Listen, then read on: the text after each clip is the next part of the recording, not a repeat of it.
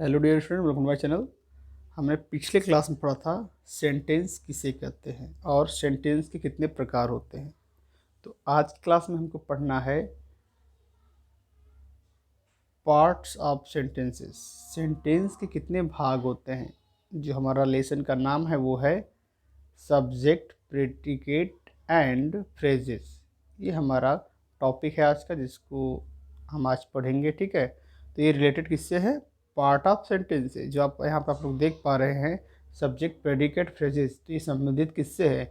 ये सेंटेंसेस से संबंधित है, पार्ट होता है सेंटेंस का। ठीक है, तो इसलिए हमको ये पढ़ना पड़ेगा सेंटेंस के पार्ट। ठीक है, तो स्टार्ट करते हैं।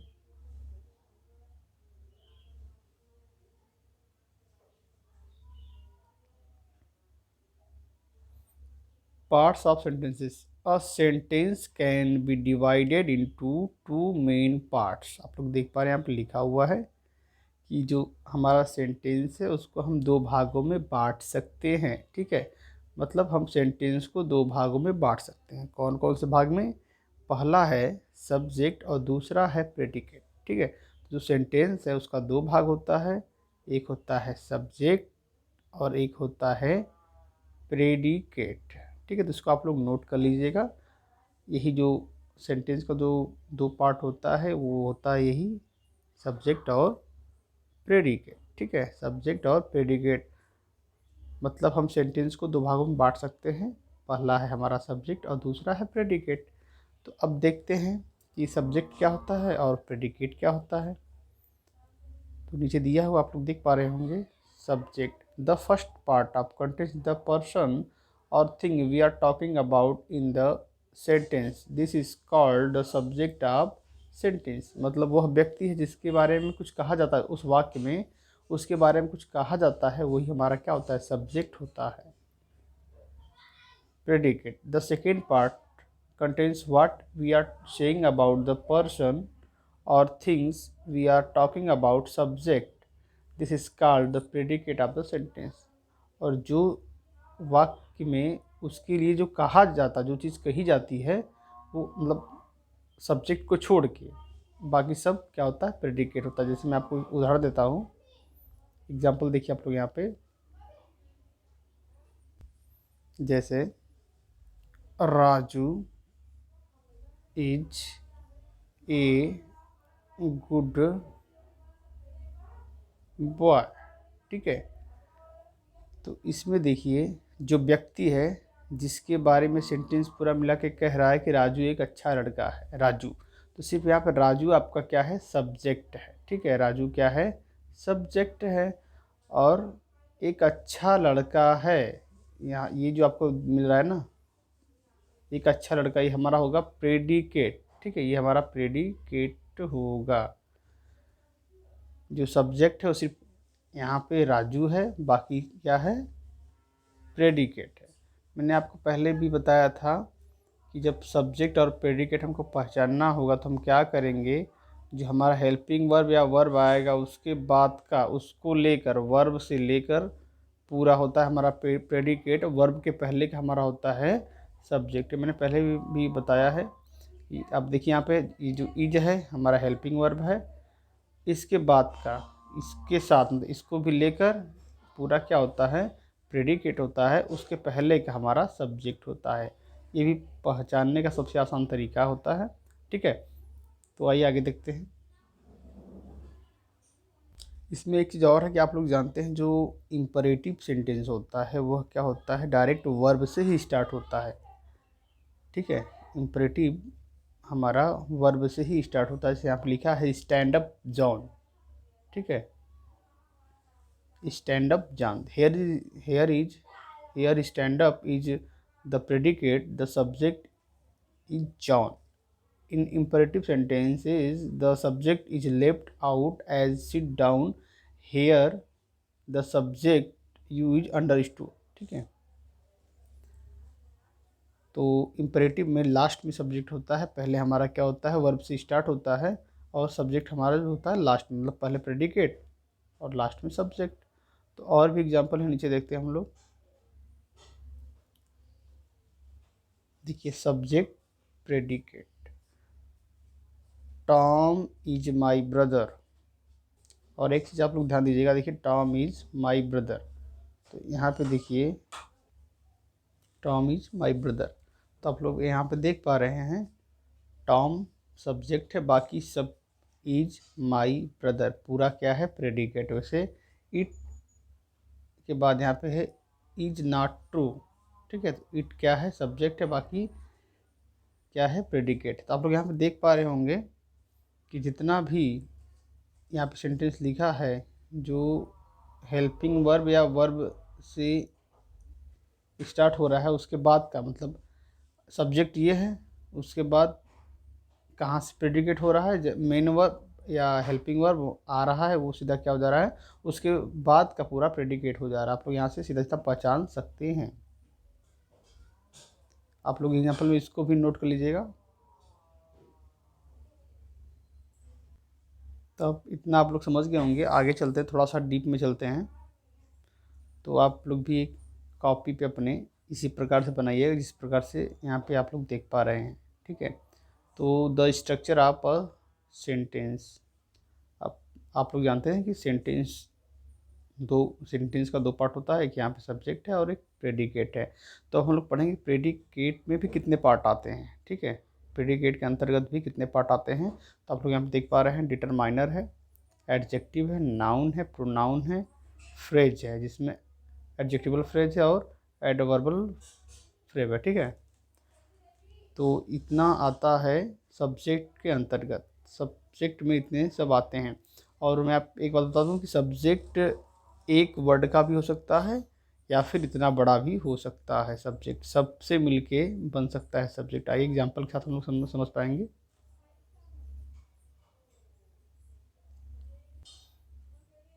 यहाँ पे देख पा रहे हैं आप लोग, the boy has met you. तो अब यहाँ पे सब्जेक्ट में है द बॉय, आप लोग देख पा रहे हैं दो वर्ड है। तो आप लोग जानते हैं कि जो बॉय है वो तो नाउन है, द क्या है, डिटरमाइनर है। तो आप लोग यहाँ पे समझिए कि जैसे मैंने आपको ऊपर भी दिखाया था, यहाँ पे देखिए सब्जेक्ट कम से कम एक वर्ड होगा, अधिकतम इतना हो सकता है जितना यहाँ पे दिया हुआ है, ठीक है। तो अब यहाँ पे डिटरमाइनर है द, और हमारा जो नाउन है वो है बॉय, ठीक है।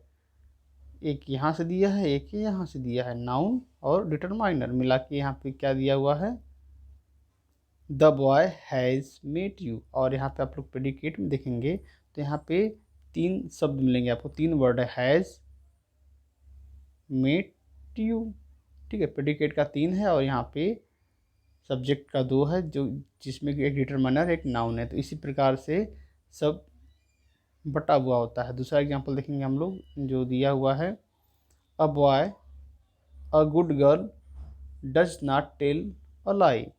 आप लोग यहाँ पे देख पा रहे हैं, a good girl does not tell a lie. तो अब देखिए यहाँ पे ए गुड गर्ल, इसके बाद आपका हेल्पिंग वर्ब स्टार्ट हो रहा है, तो यहाँ से आपका क्या है, प्रेडिकेट है। बाकी ये आपका क्या है, आपका सब्जेक्ट है। तो इसमें अब तीन वर्ड आ गया है। तो ए क्या है, डिटरमाइनर है, और एडजेक्टिव गुड है, गर्ल नाउन है, ठीक है। तो इसी प्रकार से आप लोग समझ सकते हैं कि जो मैंने ऊपर बताया आपको, तो इतने भागों में हो सकता है आपका सब्जेक्ट, ठीक है।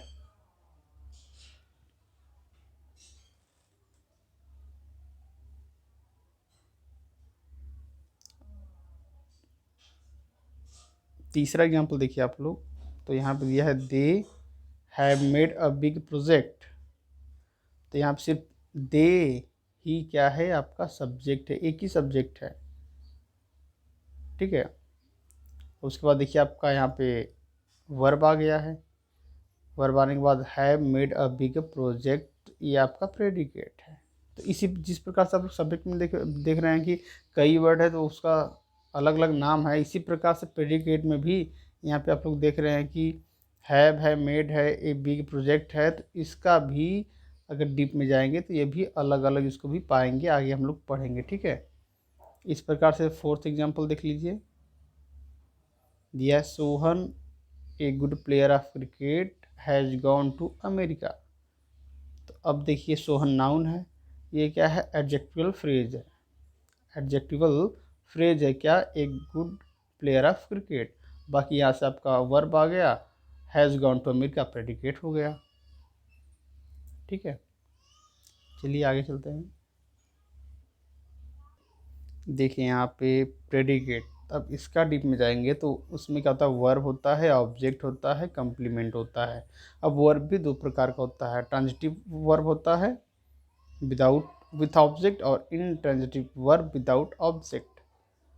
जो दूसरा है ऑब्जेक्ट होता है, एक डायरेक्ट नॉन लिविंग ऑब्जेक्ट होता है, और इनडायरेक्ट लिविंग ऑब्जेक्ट होता है। और कंप्लीमेंट तो कंप्लीमेंट द सेंस। ठीक है, तो इसको देखते हैं हम लोग। अब देखिए यहाँ पे दिया है पहला एग्जाम्पल, रोहन।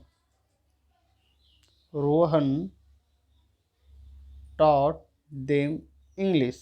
ठीक है, तो रोहन यहाँ पे क्या है, सब्जेक्ट है, उसके बाद वर्ब आया है, तो इसके बाद का ये सब प्रेडिकेट हो गया, टॉट देम इंग्लिश। अब देखिए वर्ब ट्रांजिटिव वर्ब है, देम इनडायरेक्ट ऑब्जेक्ट है, इंग्लिश डायरेक्ट ऑब्जेक्ट है, ये पूरा प्रेडिकेट है। तो मैंने आपको ऊपर ही बताया था, यहाँ पे देखिए ऊपर थोड़ा सा,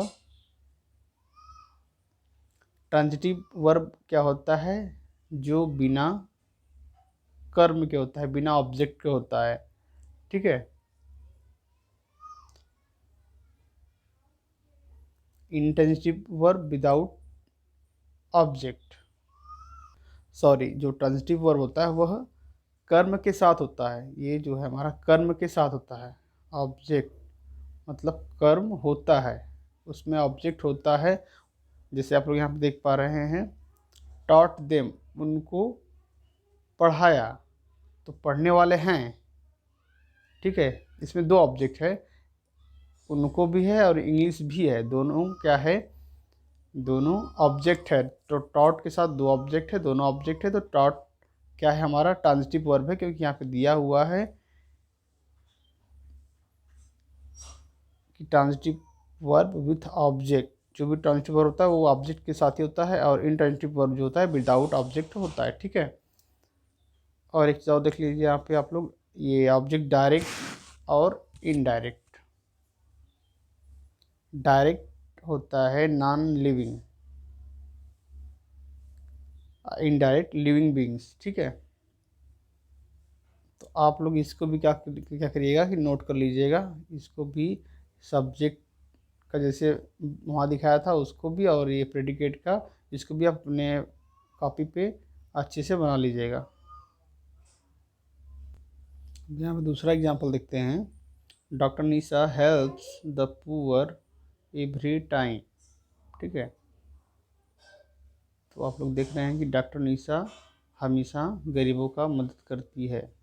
ठीक है, तो आप लोग देख पा रहे हैं यहाँ से प्रेडिकेट है, प्रेडिकेट का पार्ट बांटा हुआ है। हेल्प्स क्या है, ट्रांजिटिव वर्ब है, द पुअर क्या है, ऑब्जेक्ट वर्ब है, और यहाँ पे द एवरी टाइम क्या है, कम्प्लीमेंट है। ठीक है, तो ये जो एवरी टाइम हो क्या है, कम्प्लीमेंट हो गया है। और तीसरा एग्जांपल देखिए, my friend came from Islamabad yesterday. तो यहाँ माय फ्रेंड क्या है, सब्जेक्ट है, केम से लेकर पूरा प्रेडिकेट है, केम के बाद जो बांटा गया प्रेडिकेट में वो है क्या क्या, intensive verb, from Islamabad yesterday पूरा क्या है हमारा, कम्प्लीमेंट है। ठीक है, तो उम्मीद है आप लोग समझ गए होंगे। तो आप लोगों को होमवर्क दिया जा रहा है, फ़ोटो के माध्यम से दिया जाएगा, तो इस प्रकार से आप लोग अपने कॉपी बना लीजिएगा। सब्जेक्ट और प्रेडिकेट जो भी सेंटेंसेस ऊपर दिख रहा है यहाँ पे, तो इसको यहाँ पे फिल करना है, तो अपने कॉपी पे से बना लीजिएगा, उसको फिल करके कि क्या सब्जेक्ट है, क्या प्रेडिकेट है, कौन सा पार्ट सब्जेक्ट है, कौन सा प्रेडिकेट है, कैसे बांटा गया है, आप लोग यहाँ पे लिख के उसको क्या करने के व्हाट्सएप से माध्यम से डालिएगा ग्रुप में, वहाँ पे कॉपी चेक होगी। ठीक है।